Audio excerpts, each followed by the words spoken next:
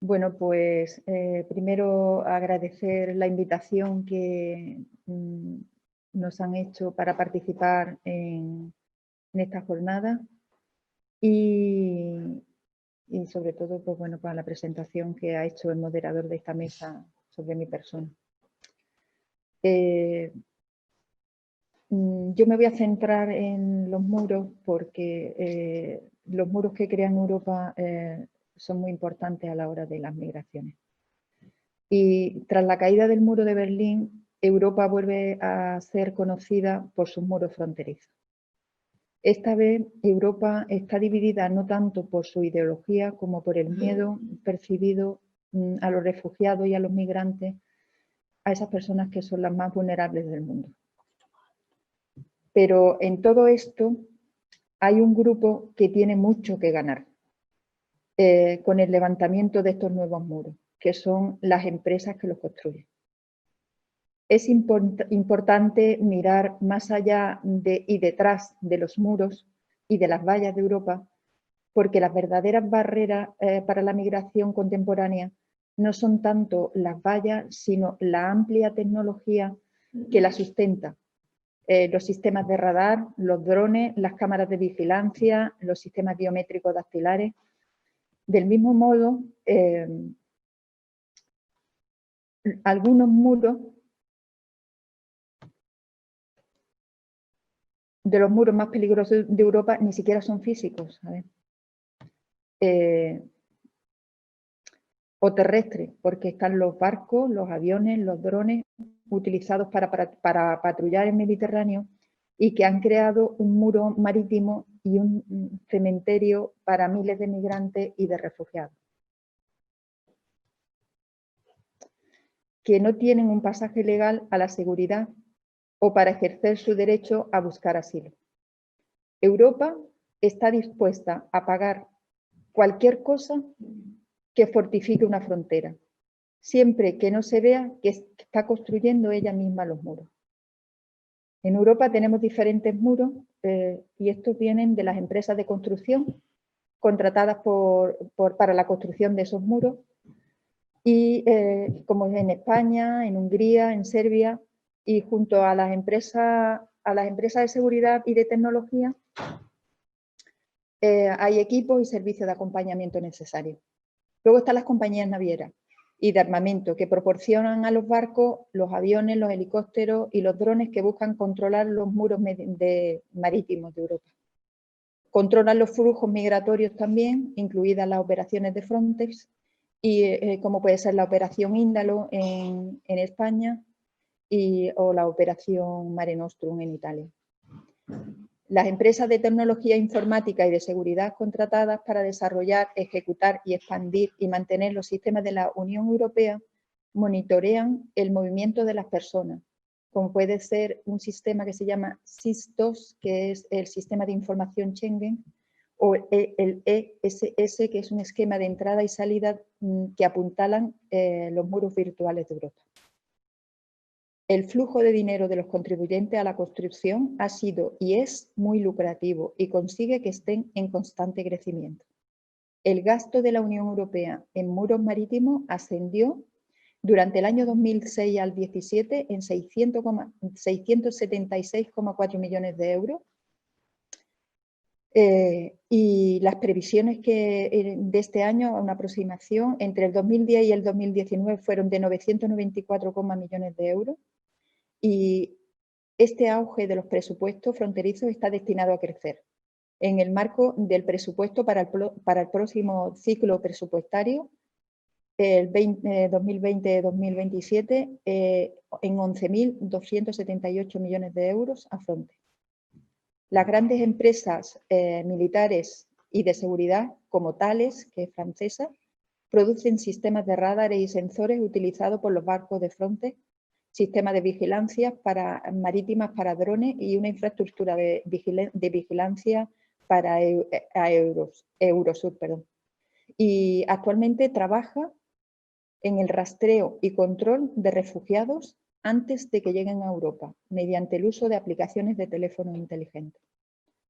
La empresa italiana Leonardo es proveedora de helicópteros para la seguridad fronteriza y participó en la operación Mare Nostrum, en la operación Sofía, y junto con Thales tienen una empresa conjunta que se llama Telespacio y participa en proyectos de observación de satélite de la Unión Europea. Airbus, que es otra, que también trabaja en Europa, que también trabaja en España, están incluidas en las operaciones marítimas.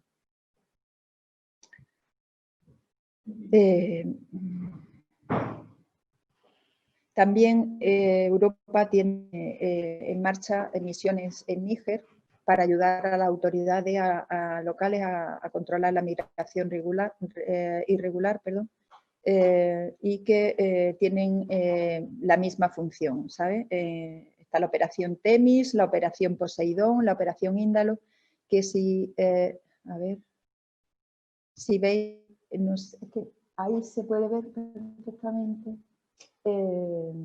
cuáles son las distintas operaciones que tienen, ¿vale?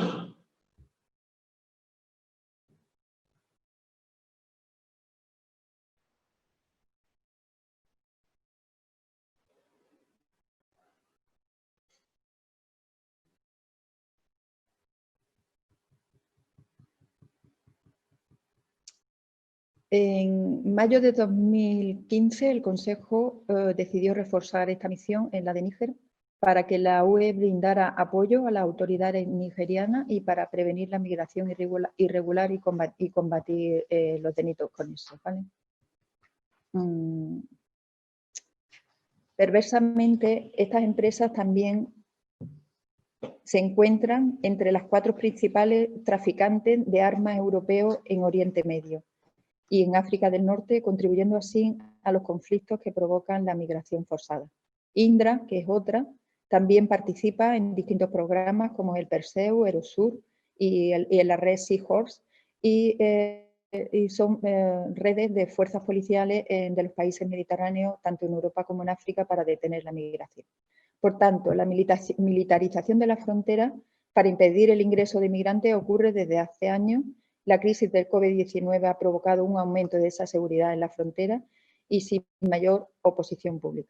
El aumento de las fronteras militarizadas en respuesta al COVID-19 dificulta ese cruce de fronteras y a la solicitud de asilo de los migrantes y de la violencia. Los flujos de España, que antes también Eva ha comentado y que a mí me gustaría comentaros algo, vamos a ver.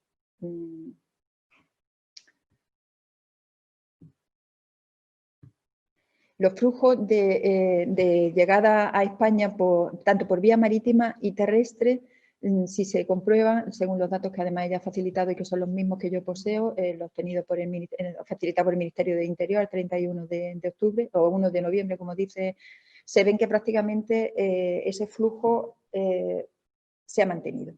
Pero también tenemos que ser conscientes de una realidad, que cuando se produjo, cuando el COVID entra en Europa y en España en concreto, y bueno, y en Italia y en los otros países, como bien ha hablado ella, se instala y llegamos al confinamiento, no se produce ningún tipo de llegadas, Este tipo de llegada ha empezado a ocurrir prácticamente, por lo menos en el Mediterráneo occidental y en Canarias, ha sido a partir de mayo, junio, fue cuando empezó, y bueno, y el gran aumento prácticamente ha sido casi a final de verano y principio de octubre, que ha sido cuando se ha producido una llegada prácticamente diaria, incluso de 300, 400, incluso en un fin de semana 1000 personas a Canarias. Ha sido un flujo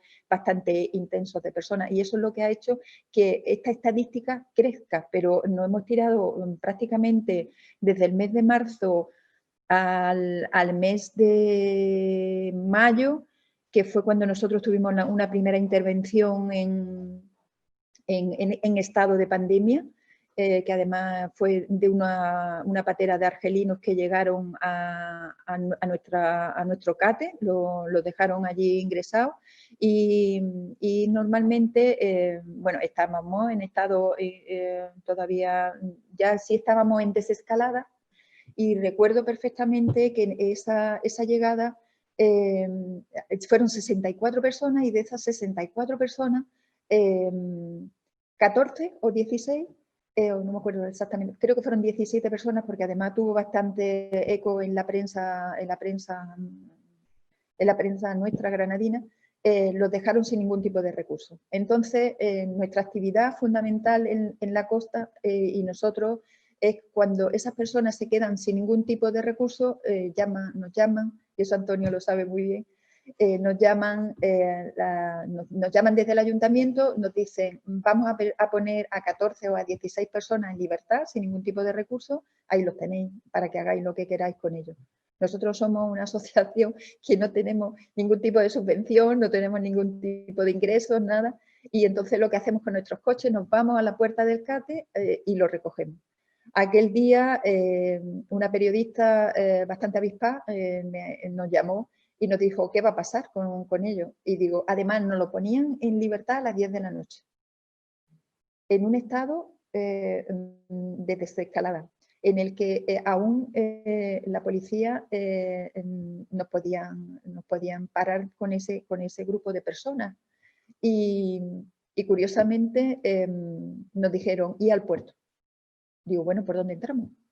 Porque además no podíamos acceder al puerto. Nosotros nos tenían denegado el acceso al puerto porque estábamos con COVID. Pues, ¿por dónde entramos? El comisario ya ha dicho por dónde podéis entrar. Entrad por la puerta principal que os esperan. Digo, bueno, pues le digo a la concejala, avisa a la policía local porque vamos a ir tirando de 16 personas en mitad de la noche y la policía perfectamente nos puede detener. Entonces le salta la chispa esta que le suelen saltar a los políticos y consideraron que la opción más idónea era cogerlos, montarlos en un autobús, ya nosotros no participábamos, claro está, y se lo ponían en la puerta de la subdelegada del gobierno a que ella ventilara el asunto. Es decir, que volvía a dejarlo en la calle, en mitad de la noche, en la ciudad de Granada y sin ningún tipo de recurso. Entonces, gracias a la DPHA en Granada, que pudimos contar con ese apoyo y conseguimos que esas personas, pues, de alguna forma se pudieran ir solucionando sus problemas. Es decir, que todos estos flujos migratorios sí que es verdad que están muy condicionados por las políticas que los gobiernos en sus momentos deciden establecer y también, evidentemente, en este estado de alarma, pues la situación se recrudece muchísimo más, muchísimo. No os podéis imaginar hasta qué punto, pero no solo en el ámbito de las personas que llegan, sino también de las personas que estamos ahí para documentar esa llegada, porque nuestra principal función y nuestro principal objetivo es poner a la vista lo que los demás no ven y oír lo que los demás no oyen y decir y denunciar lo que está ocurriendo en la frontera.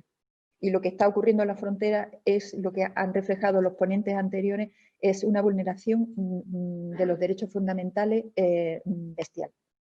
Hoy iba a explicar lo de Canarias, pero fácilmente se puede ver que el crecimiento ha sido de muchísimo. Y otra cuestión que también nosotros nos hemos dado cuenta es que viendo las estadísticas, los porcentajes de número de barcos que llegan se ha incrementado muchísimo. Y es porque antes las barcas venían con un volumen muchísimo mayor de personas dentro del barco, ¿no? Y ahora, si miráis las estadísticas, el número de barcos es en proporción un porcentaje grandísimo, pero es porque en los viajes se están haciendo con barcos más pequeños.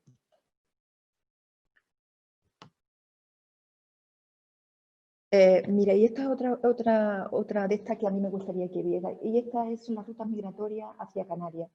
Ahí se pueden ver perfectamente de dónde son los puntos de dónde salen cuando fijan su destino. Ahí nos falta, que estaría un poquito más abajo, esto está tomado del periódico del País, pero aquí nos falta también Senegal, ¿vale? Senegal, que últimamente se ha convertido en un país en donde las salidas han aumentado muchísimo, ¿vale? Según tenemos, que además eso me lo pasaron ayer o antes de ayer, en la última semana, bueno, fue a través de redes sociales, no es un dato facilitado estadísticamente por ningún centro administrativo, 480 personas en la costa de Senegal en una semana. Y es que, claro, se ha reabierto esa ruta y el problema que están teniendo, además nos lo comentaban no hace mucho también, como la guardia costera senegalesa sale y evidentemente allí hay barcos también de Frontex que están impidiendo que esas salidas ocurran y hubo un choque de la barca, bueno, en esa lucha chocan y la patera evidentemente se hundió y hubo también muchísimas desgracias, murieron muchísimas personas. Bien, ahora quiero mostraros la ruta en la que nosotros trabajamos, que es la ruta del Rif. Estos son los flujos que se suelen producir de salida de barcos del norte de Marruecos y las playas, normalmente estas son las playas donde suelen salir y las líneas son hacia donde se dirigen esas pateras, ¿vale? Esta es la ruta que nosotros trabajamos como activistas y es justo la que nos queda enfrente de nuestras costas. En el puerto de Motril han llegado 1.417 personas, de las que casi un 98% de esas personas son procedentes de Marruecos y de las personas y de Argelia, y aproximadamente un 1,5% son personas subsaharianas. Es una ruta que ha quedado prácticamente nula en el proceso migratorio para los subsaharianos.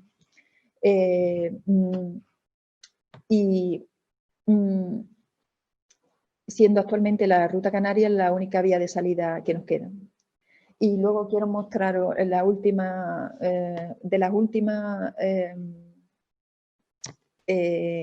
alertas que tuvimos en nuestra página. Bueno, nosotros normalmente es a través de redes sociales, se ponen en contacto con nosotros y nos avisan. Normalmente nos avisan desde tierra, nunca nos avisan desde el mar y nos avisan ya cuando han transcurrido una serie de horas, ¿vale?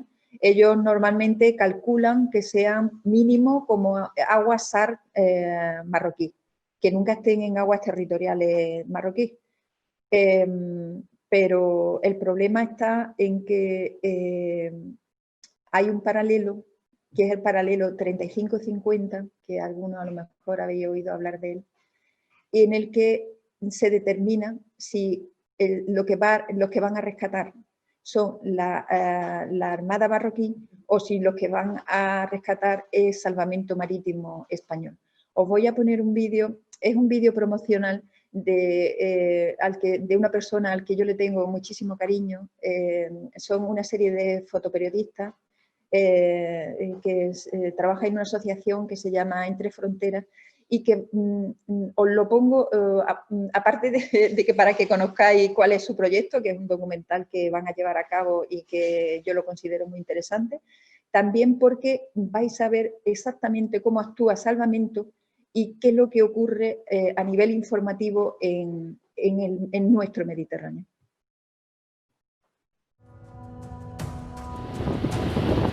¿Qué ocurre cuando no sabemos lo que pasa en el Mediterráneo?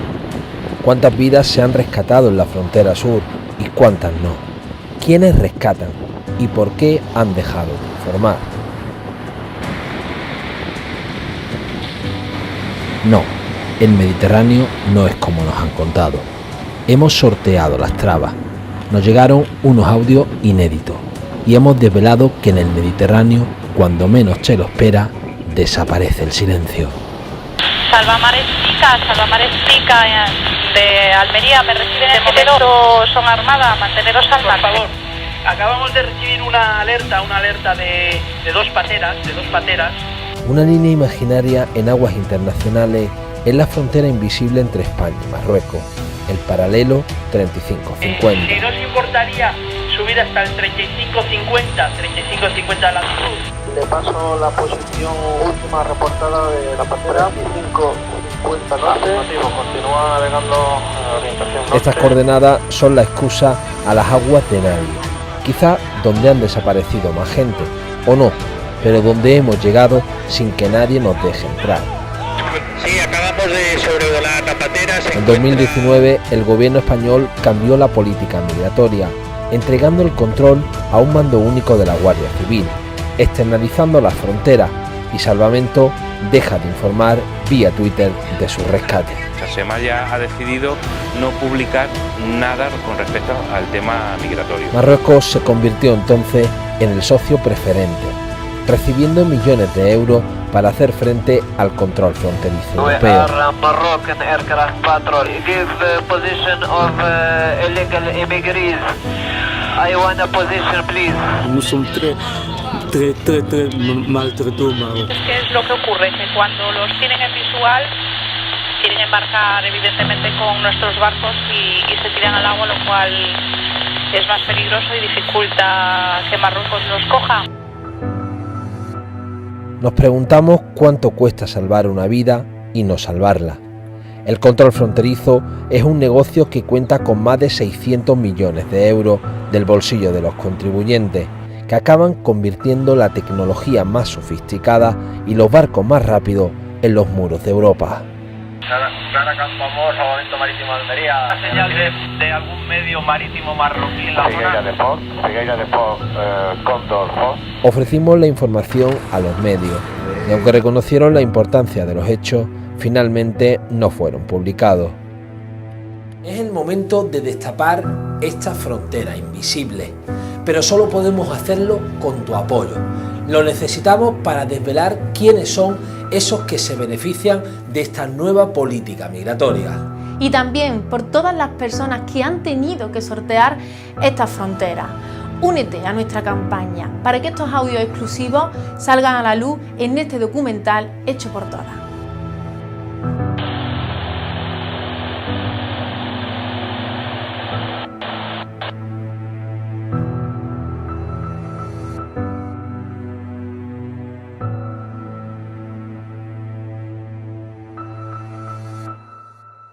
Bueno, pues ahí lo que se refleja es precisamente que hay una línea imaginaria en el que algunas veces cuando llegan los barcos de salvamento y los aviones de Frontex, hay situaciones en las que están viendo las pateras, están encima de las pateras esperando para rescatarlos y no los dejan que rescaten.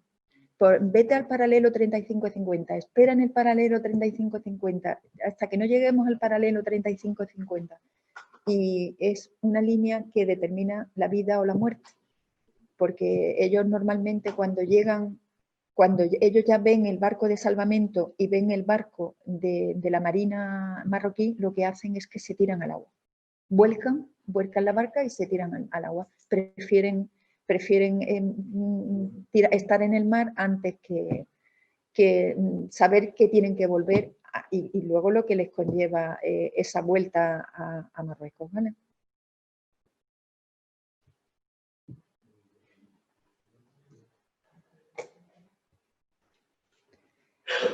Lo que iba a enseñaros precisamente fue una llamada que hubo, que además también alertó Elena Maleno, en el que había 66 subsaharianos, estaban todavía, ya estaban en aguas SAR de Marruecos y alertó a la torre de control en la situación que se encontraba esa barca. La barca naufragó y murieron, bueno, no murieron porque, bueno, ellos dicen desaparecieron porque nunca se consideran muertos hasta que no ven los cuerpos, ¿no? Desaparecieron 4 personas, quiero ser exacta, 14 personas, entre ellas había 2 niños, 4 mujeres y 4 mujeres, ¿vale? Entonces, sí que es verdad que todo esto viene un poco a demostrar pues que a partir de en diciembre, en el 20 de diciembre del 2018, Salvamento pasa a depender de un órgano que se llama el Mando Único. Ese Mando Único está dirigido por la Guardia Civil, que es el gerente que coordina las operaciones SAR, ¿vale? Y dirige y propone los procedimientos que se van a llevar a cabo en nuestro Mediterráneo. ¿Qué ocurre también a partir de esa fecha? Pues que Salvamento deja de publicar sobre las operaciones de rescate en las redes sociales y sus empleados no deben hablar con los medios ni hacer declaraciones sobre la llegada de estos viajeros.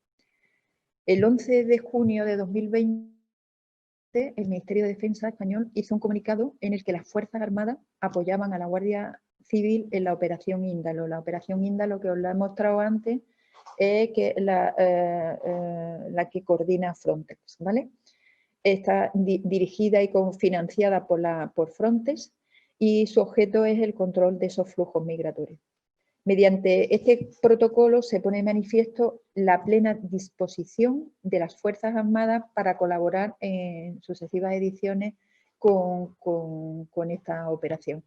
Ahí es donde se queda más patente aún cuál es esa militarización que estamos teniendo en el Mediterráneo.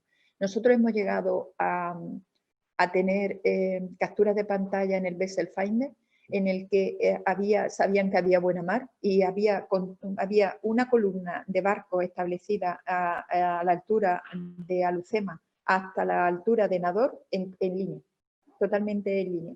Era un barco detrás de otro y era una frontera en el mar. Y eso tenemos constancia y lo podemos constatar además, ¿sabes? Y luego, para concluir, pues deciros que las consecuencias del virus en los movimientos migratorios ha tenido unas consecuencias devastadoras y que afecta directamente y que vienen provocadas por las políticas y las medidas de los gobiernos y la ausencia general de atención a la salud y al bienestar de estas personas. Se han cerrado fronteras, se suspendieron la recepción de solicitudes de asilo, hay detenciones, hay deportaciones. El día 11 de noviembre España hace un vuelo de deportación a Mauritania, en el que pasará previamente por las Islas Canarias y ese vuelo, pues eso significa redadas. Estamos hablando del 11 de noviembre, es decir, que estamos hablando de dentro de 3 días, eso conlleva a redadas dentro del territorio español para, evidentemente, llevarse el avión bien lleno. Esas deportaciones las realiza Frontex en España y la verdad es que es una prueba más, ¿no?, de esa fortificación y esas políticas migratorias que se están llevando a cabo en España y en Europa. Luego también recalcar, ¿no?, que los trabajadores y las comunidades migrantes pues, han perdido empleo o se enfrentan a condiciones de trabajo y de vida insalubres y que carecen de acceso a todo tipo de ayuda. Y en muchos casos estos migrantes y estas comunidades son vilipendiadas y se les ha culpado de propagar el virus. Han sufrido ataques xenófobos por parte de gobiernos y de partidos de extrema derecha y de sectores de población en redes sociales. Únicamente cuando se les utilizan como trabajadores, mal remunerados e infravalorados para mantener en funcionamiento la economía, se les ofrece permanecer de forma temporal. Y parece evidente que las limitaciones a los viajes transfronterizos y otras medidas para restringir la migración se seguirán aplicando y se ampliará el aparato de seguridad para apoyarlo. Y eso no nos cabe duda cuando hemos visto los presupuestos que hay previstos por parte de la Unión Europea. pero eso sí, se realizarán exenciones para permitir el ingreso de turistas ricos o de otros viajeros deseables, para quienes el cruce de la frontera resultará tan fácil como antes. Mientras tanto, pues los gobiernos seguirán gastando sumas astronómicas en equipamiento y en servicios de seguridad y en control fronterizo. Esto evidentemente es una excelente noticia para las empresas militares y de seguridad que prestan estos servicios en los sectores vinculados a la frontera y a la inmigración, y probablemente sea uno de los pocos ganadores de las políticas cada vez más restrictivas contra las personas vulnerables en movimiento. Eso es todo. واحد ما ودعني في الميناء المغادرة، واحد ما تسناني في الميناء المصير، أن تغادر وهو أن تنقسم إلى قسمين.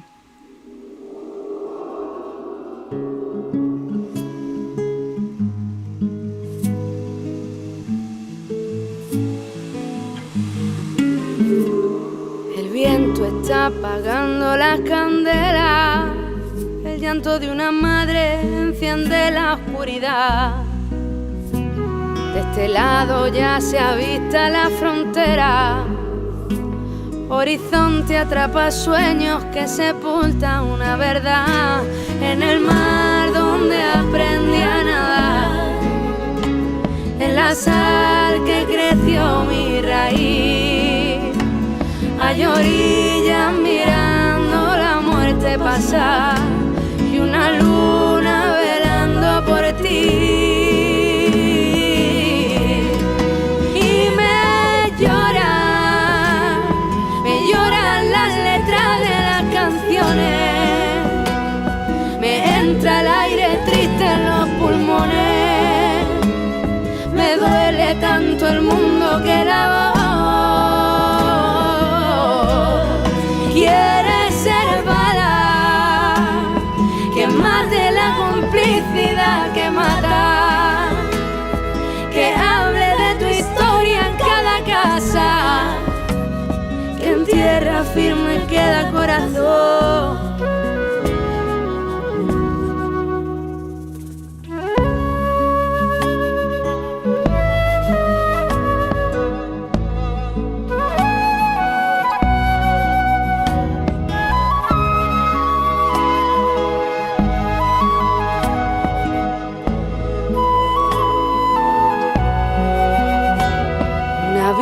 De prejuicios contamina el aire de las calles, asfixiando la razón. Diplomáticos, banderas, los discursos, las maneras de una Europa que asesina sin mancharse el pantalón. En el mar donde aprendí a nadar, la sal que creció mi raíz, hay orillas mirando la muerte pasar y una luna velando por ti. Y me lloran las letras de las canciones, me entra el aire triste en los pulmones, me duele tanto el mundo que la voz quiere ser bala, que mate la complicidad que mata, que hable de tu historia en cada plaza, que en tierra firme queda corazón.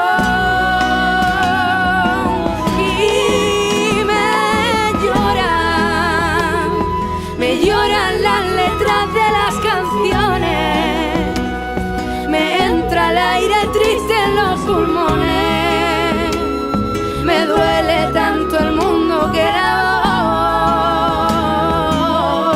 voz quiere ser bala, que mate la complicidad que mata, que hable de tu historia en cada plaza, que en tierra firme queda corazón.